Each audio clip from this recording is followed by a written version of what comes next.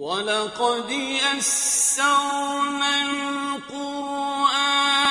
لِلذِّكْرِ فَهَلْ مِن مُّدَّكِرٍ اعوذ باللہ من الشیطان الرجیم بسم اللہ الرحمن الرحیم انا مکننا لہ فی الارض،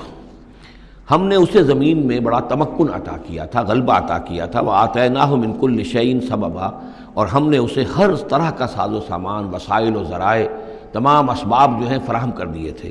فاتبع سببا، تو انہوں نے پھر ایک مہم تیار کی، یعنی ایک فتوحات کا دائرہ مغرب کی طرف، حتی اذا بلغ مغرب الشمس،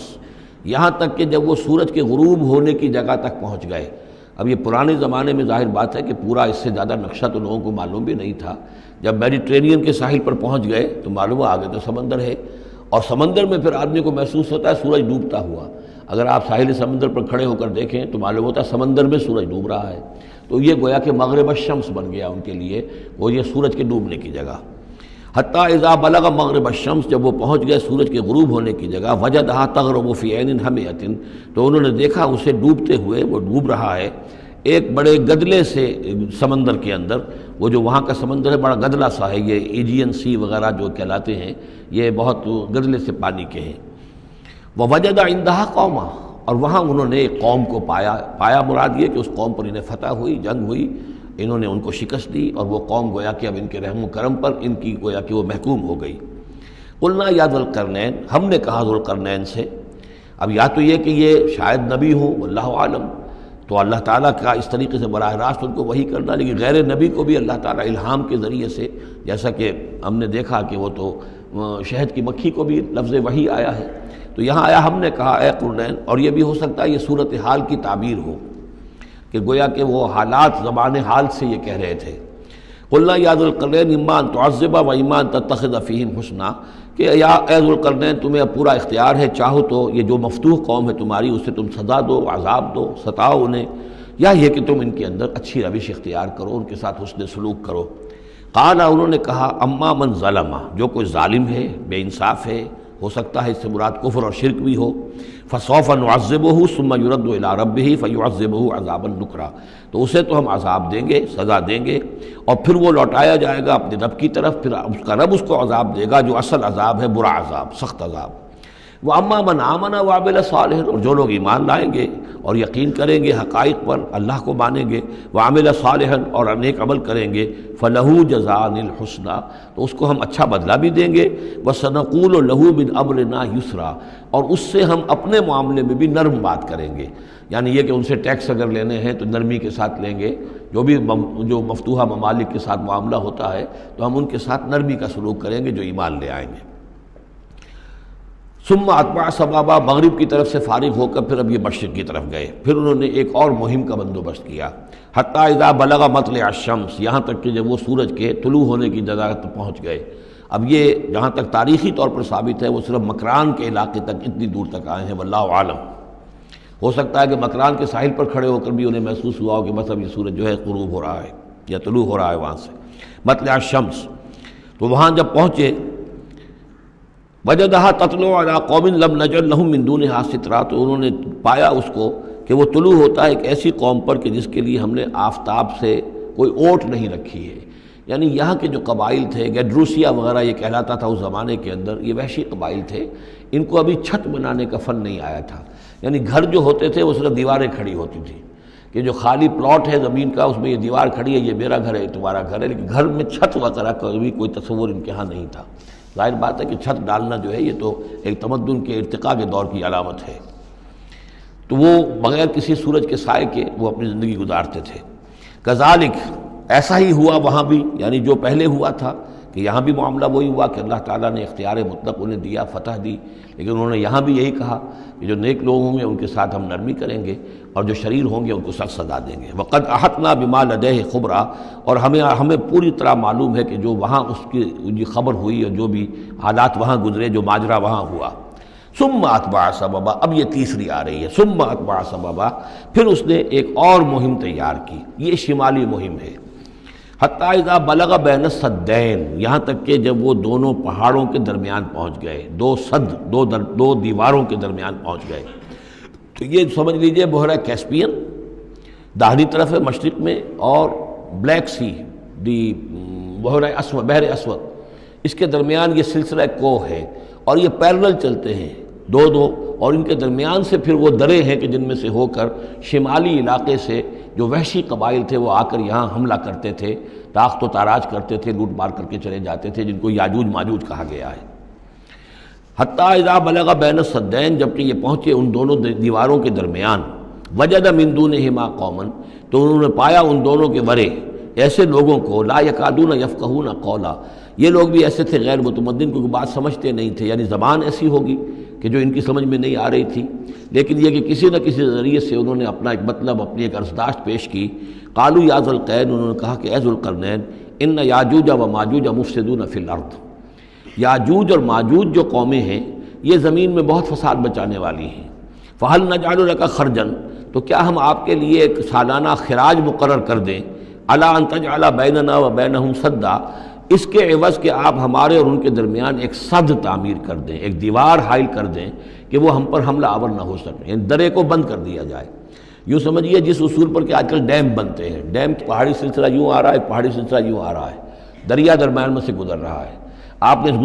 گزرگاہ پر ایک دیوار کھڑی کر دی تو یہ گویا کہ ایک آرٹیفیشل لیک کریٹ ہو گئی، پانی یہاں جمع ہو رہا ہے۔ تو اگر پہاڑی سلسلے دو چل رہے ہوں، ان کے درمیان جو راستہ ہے اس کو اگر بند کر دیا جائے، ایک دیوار کھڑی کر دی جائے، اور اس دیوار کے مضبوط دیوار ہو، تو ظاہر بات ہے کہ پھر ادھر سے کوئی آ کر حملہ آور نہیں ہو سکتا، ان کے لیے ایک حفاظت کا سامان ہو جاتا ہے۔ یہاں یہ سمجھ لیجئے کہ یاجوج ماجوج سے کیا مراد ہے۔ حضرت یافس علیہ السلام، جو تین بیٹے تھے حضرت نوح علیہ السلام کے، سام، حام، یافس، سامی نسل کے بارے میں تو ہم نے بہت کچھ سمجھ لیا کہ حضرت ابراہیم بھی سامی نسل سے تھے، پھر قوم عاد بھی سام ہی کے نسل کی ایک شاخ تھی، قوم سمود بھی اسی کی شاخ تھی، یہ تمام جو ہے یہ تو سیمیٹک ریسز ہیں۔ حضرت یافس کی اولاد نے یہ سینٹرل ایشین ماؤنٹینز کا جو سلسلہ ہے اس کو کراس کیا اور شمال میں چلے گئے، اور شمال میں جا کر دائیں بائیں پھیل گئے، پھر یہ میدان ہے ٹنڈرے کا میدان اور فلانے میدان اور بڑے بڑے کھلے میدان ہیں، تو گویا کہ ایشیا کو درمیان میں جو سلسلہ کوہ تقسیم کر دیتا ہے، ایک شمالی حصہ ہے، ایک اس کے جنوبی حصہ ہے، یہ شمالی میں چلے گئے اور جا کر پھر پھیلنے میں وہ مشرق کی طرف آئے تو چین اور ہند چینی تک یہ ساری قومیں جو ہیں یہ یلو ریسز، یہ انہی کی نسل سے ہیں، اور مغرب میں چلے تو روس، اور روس سے ہو کر روس کے ساتھ ملتا ہوا علاقہ ہے اسکینڈینیوین کنٹریز کے ساتھ، پھر وہاں سے وہ اتر کے، اور یورپ کے بھی جو یہ مغربی ممالک ہیں، اینگلو سیکسنز جو ہیں، یہ بھی در حقیقت اسی سے اسکینڈینیوین کنٹریز سے اترے ہوئے لوگ ہیں۔ تو یوں سمجھ لیجئے کہ ویسٹرن یورپ اور ایسٹرن یورپ کا بھی خاص طور پر شمالی علاقہ، اور پورا یہ روس کا علاقہ، اور پورا صحرائے گوبی، اور پورا چین، اور وہاں تک جو ہے ہند چینی تک، یہ یافس کی نسل ہے۔ یافس کے جن بیٹوں کے نام تورات میں آئے ہیں، کئی نام ہیں، وہ کوئی ایک دو نہیں، ان میں گوگ اینڈ میگوگ بھی ہے، توبال بھی ہے، موسک بھی ہے، موسک ایک شخص کا نام ہے، اور موسکو ہو سکتا ہے کہ اسی نے آباد کیا ہو اور وہیں سے وہ نام بنا ہو۔ توبال اور بالٹک سی جو ہے اس ایریا کے اندر جو ہے بالٹک سٹیٹس، توبال ان کے ایک بیٹے کا نام تھا، یہ تورات کے اندر نام دیے گئے ہیں۔ گوگ اینڈ میگوگ، جاجوج ماجوج، یہ بھی انہی کے بیٹوں کے۔ یہ تمام اقوام جو ہے یہ وحشی ہیں، اور یہ تاخت و تاراج کرنا، لوٹ مار کرنا، یہ ان کا طریقہ ہے، اور ان کا ہے ذکر جو یہاں پر ہو رہا ہے۔ یہ جو سیلاب آیا تھا، کولونیل سیلاب جو ہم پر آیا تھا، جس میں کہ یہ اینگلو سیکسنز تھے، یہ سب کے سب جو ہیں یہ اسی نارڈک ریسز سے ہیں، یہ بھی یاجوج اور ماجوج کی نسل ہیں۔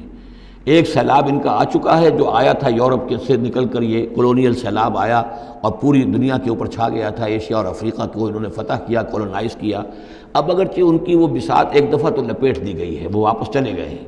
انڈائریکٹلی ہم پر حکومت کر رہے ہیں، ابھی ان کے جو ملٹی نیشنلز ہیں ان کے ذریعے سے، یا بینکوں کے ذریعے سے، IMF کے ذریعے سے، ورلڈ بینک کے ذریعے سے انڈائریکٹ حکومت ہے جو نیو ورلڈ آرڈر ہے۔ لیکن یہ ہے کہ ابھی ایک اور جو سیلاب ان کا آنے والا ہے وہ آتا ہے احوال قیامت کے معاملات میں۔ آرمگڈون کے بعد جب حضرت مسیح علیہ السلام کا نزول ہو چکے گا اور یہودیوں کا خاتمہ ہو چکے گا، اور پھر یہ کہ تمام جو عیسائی ہیں وہ مسلمان ہو جائیں گے، عیسائیت ختم ہو جائے گی حضرت مسیح علیہ السلام کے آنے کے بعد، اور مسلمان اور عیسائی مل کر ایک ملت بن جائیں گے، سب مسلمان ہوں گے۔ اس کے بعد آخری سیلاب پھر آنا ہے جو اس کے خلاف، وہ احادیث میں آتا ہے، پھر وہ یاجوج اور ماجوج کا ہوگا۔ اور میرے نزدیک یہ یاجوج اور ماجوج جو ہیں وہ ایسٹرن علاقے سے آئیں گے، چائنا وغیرہ سے، ہند چینی سے۔ آرمیگڈون جو ابھی ہونی ہے فوری طور پر بڑی جنگ، اس میں یہ لوگ جو ہیں بیٹھے رہیں گے، یہ جنگ میں حصہ نہیں لیں گے۔ یہ مڈل ایسٹ میں جنگ ہوگی، یورپین پاور ساری ہوں گی، کرسچین پوری طاقتیں ہوں گی، اور ادھر جو ہے مسلمان ہوں گے، اور حضرت مہدی جو ظاہر ہوں گے، جو اللہ تعالیٰ ایک عنایت کرے گا مسلمانوں کو لیڈر عرب کے اندر، وہ پیدا ہوں گے، مجدد ہوں گے، اور ان کے ذریعے سے عرب کے اندر ایک اسلامی حکومت بھی قائم ہوگی۔ لیکن ان کے لیے مدد کے لیے خراسان کے علاقے سے فوجیں آئیں گی، مشرق سے آئیں گی، اور یہ علاقہ جو ہے وہ ہے جو ہمارے قریب ہے، اور ہم بھی اسی علاقے میں ہیں۔ اللہ تعالیٰ ہمیں توفیق دے کہ یہاں وہ ہم پہلے اس نظام میں خلافت قائم کریں، تاکہ یہاں سے پھر فوجیں جائیں اور حضرت مسیح کے ساتھ ہو کر اور حضرت مہدی کے ساتھ ہو کر عیسائیوں اور یہودیوں کے ساتھ جنگ کریں، اور بالآخر پھر یہ کہ پوری دنیا میں اسلام کا بول بالا ہوگا۔ لیکن جب یہ ہو چکے گا، اس کے بعد ایک سیلاب پھر آئے گا یاجوج اور ماجوج کا۔ تو یہ چونکہ پوری ایک سلسلہ ہے، ایک نسلیں ہیں اس کے اندر بہت سی، تو ان میں چونکہ تفسیری اعتبار سے بہت سی باتیں جو ہے مختلف آراء بھی سامنے آئیں گی، تو میں نے جو رائے میری ہے وہ آپ کے سامنے بیان کر دی ہے۔ اس وقت بھی وہ یاجوج ماجوج تھے جو ان شمالی دروں سے آ کر حملے کرتے تھے۔ قالوا یا ذا القرنین ان یاجوج و ماجوج مفسدون فی الارض، وہ جو میں نے عرض کیا ہے کہ قیامت کے قریب بھی معاملہ ہوگا، یہ سورہ انبیاء کی آیات 97-98 ہیں۔ حتی اذا فتحت یاجوج و ماجوج وهم من کل حدب ینسلون واقترب الوعد الحق فاذا هی شاخصۃ ابصار الذین کفروا۔ اب زیادہ دور نہیں، ہم سورہ انبیاء بھی قریب ہی آ رہی ہے، انشاءاللہ وہاں اس کو ہم پڑھیں گے۔ تو دو جگہ قرآن مجید میں یاجوج اور ماجوج کا ذکر ہے، ایک یہ جو قریب قیامت میں ان کا جو ظہور ہونے والا ہے، ایک اس وقت کا معاملہ یہ چھوٹا سا تھا کہ جو ذوالقرنین کے سامنے آیا ہے۔ تو کیا ہم آپ کے لیے ایک سالانہ خراج طے کر دیں تاکہ آپ ہمارے لیے یہاں ایک سد تعمیر کر دیں، ایک بند باندھ دیں یہاں پر؟ قال ما مکنی فیہ ربی خیر۔ اب دیکھیے ان کا کردار، ان کا مجھے جو کچھ میرے رب نے دے رکھا ہے، دولت دے رکھی ہے، مال دے رکھا ہے، وہ بہت بہتر ہے اس سے کہ جو تم مجھے پیش کر رہے ہیں، مجھے خراج کی ضرورت نہیں ہے۔ ہاں تمہاری ایک ضرورت ہے، میں وہ پوری کر دیتا ہوں۔ فاعینونی بقوت، مجھے مین پاور فراہم کرو، باقی ساری سامان جو ہے میں فراہم کر لوں گا، لیکن بہرحال اس کو بنانے کے لیے، دیوار بنانے کے لیے اور دونوں پہاڑوں کے درمیان اتنی بڑی جو سد تعمیر کرنے کے لیے جو مین پاور چاہیے، اعینونی بقوت، تو محنت کے ذریعے سے، مین پاور کے ذریعے سے میری مدد کرو۔ اجعل بینکم و بینہم ردما، میں ان کے اور تمہارے درمیان ایک موٹی دیوار بنا دوں گا۔ آتونی زبر الحدید، لاؤ میرے پاس تختے لوہے کے۔ حتیٰ اذا ساوا بین الصدفین، یہاں تک کہ جب دونوں جو اونچانے تھیں اس کے درمیان کا پورا علاقہ پر ہو گیا، بھر گیا، وہ لوہے کے تختے جو ہیں اس کے اندر بھرے جا رہے ہیں۔ حتیٰ اذا ساوا، برابر کر دیا دونوں پھانکوں تک پہاڑ کی، قال انفخوا، اب ان کا کہ آگ جلاؤ اس کے نیچے، وہ دہکا دی بھٹی جس سے کہ اب وہ لوہا گرم ہوا اور لوہے کی تختے جو ہیں وہ گرم ہو گئے۔ حتیٰ اذا جعلہ نارا، جبکہ وہ سارے کے سارے لوہے کے جو تپ گئے خود اور سرخ ہو گئے۔ قال آتونی افرغ علیہ قطرہ، تو کہا لاؤ میرے پاس پگھلا ہوا تانبا کہ میں اس کے اوپر انڈھیل دوں۔ تو اس طریقے سے گرین فورس کنکریٹ سے بھی 10 گنا سمجھیے مضبوط شے انہوں نے بنا دی کہ اس میں لوہا اور پھر لوہا سیسا یا تانبا پلایا ہوا، تو اس طریقے سے ایک بڑی مضبوط دیوار قائم کر دی۔ اس دیوار کے جو آثار اب بھی موجود ہیں، دیوار تو موجود نہیں ہے، یہ داریال اور دربند کے درمیان یہ کشادہ راستہ ہے اب بھی، یہ ویسٹ کوسٹ جو ہے کیسپین کا، اس کے ساتھ اس کی لمبائی 50 میل اور اس کی اونچائی 29 فٹ اور 10 فٹ چوڑی یہ دیوار تھی جو اس وقت بنی ہے۔ یعنی جس طریقے سے کہ بنتے ہیں بڑے بڑے بند، ان سے بھی بڑی یہ تھی سد تعبیر کی گئی۔ السد العالی کہلاتا ہے اسوان ڈیم جو ہے، جو مصریوں نے بنایا تھا، بہت بڑا ڈیم، السد العالی، اونچی دیوار۔ تو ہمارے ہاں یہ تربیلا اور منگلا یہ سب کیا ہے، یہ اسی طرح کے ڈیم ہیں کہ پہاڑی سلسلے آ رہے ہیں، دریا جا رہا تھا، وہاں آپ نے دیوار کھڑی کر دی، پانی رک گیا اور وہ جھیل بن گئی۔ فَمَسْتَعُوا أَن يَظْهَرُوهُ، تو انہوں نے کہا کہ اب یہ لوگ نہ تو یہ اس کے اوپر سے آ سکیں گے، اس کو نہ چڑھ سکیں گے، وَمَا اسْتَطَاعُوا لَهُ نَقْبًا، نہ اس میں کوئی سوراخ لگا سکیں گے، نقب لگا سکیں گے۔